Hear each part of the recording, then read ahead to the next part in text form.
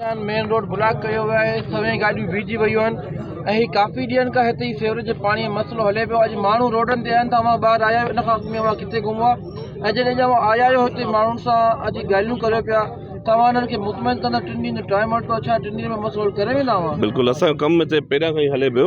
मतिलबु असां काफ़ी ॾींहंनि खां नई लाइन पिया विझायूं असां। हिन इलाइक़े में लाइन विछायल हुई, बाक़ी लाइन जो कमु जो आहे लाइन विछी वई, बाक़ी मैनुअल रहियल हुआ। सुबुह खां असांजा मैनुअल टर्न शुरू थी वेंदा तो बस उन खां पोइ इशू रिज़ॉल्व थी वेंदो हिते। बाक़ी जेका पुरानी लाइन जी सफ़ाई आहे उहा हले पई हिते बि। अच्छा, हे चवंदा था 3 ॾींहंनि जो अल्टीमेटम ॾिनो वियो आहे, 3 ॾींहंनि में जेकर मसलो हल न थियो ॿीहर रोड बंदि करे धरणो हयो वेंदो। 3 ॾींहंनि में इंशाल्लाह शुरू वारा जेके मैनुअल ठहंदा त पोइ इशू रिज़ॉल्व थी वेंदो। बाक़ी हूअं हिन में वैसे काफ़ी मैनुअल आहिनि, जेका 30-40 मैनुअल ठहंदा अॻिते ताईं नदी ताईं, छो त मली नदी ताईं पाणी वञिणो आहे।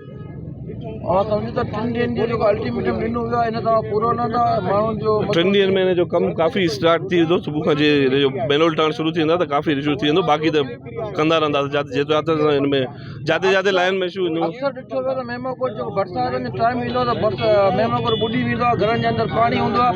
इहो ज़माने खां सिलसिलो हलंदो। इन जी वजह आहे तव्हां अचो थोरो कैमरा जी तरफ़, अगरि हिन तरफ़ खणंदो न, हिन जिते पूरो मली नदी में जिते डिस्पोजल आहिनि न, जो हुनजे रस्ते में बाग आहिनि, उहे बागनि वारा जॾहिं नॉर्मल मौसम सही हूंदो आहे त हुन में विझंदा आहिनि बोरियूं विझी करे उहो पाणी पंहिंजी सब्ज़ी जे बागनि जे लाइ खणंदा आहिनि। त उन में लाइन थींदी आहे चौक। पोइ जॾहिं बारिश जो सीज़न ईंदो आहे त वरी उहो असांखे वरी ख़ाली कराइणो पवंदो आहे।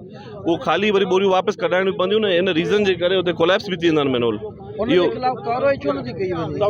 उनजे ख़िलाफ़ कार्रवाई स्पेसिफिक माण्हू जी न हूंदी आहे न ख़बर। तव्हां अगरि थाणे में था वञो या किथे बि वञो, चवंदा माण्हू ॿुधायो, असां त नामालूम चवंदासीं। हिते इशू इहो थींदो आहे असांजे हिते। काफ़ी दफ़ा मैनुअल जेके कोलैप्स थियल आहिनि असांजा।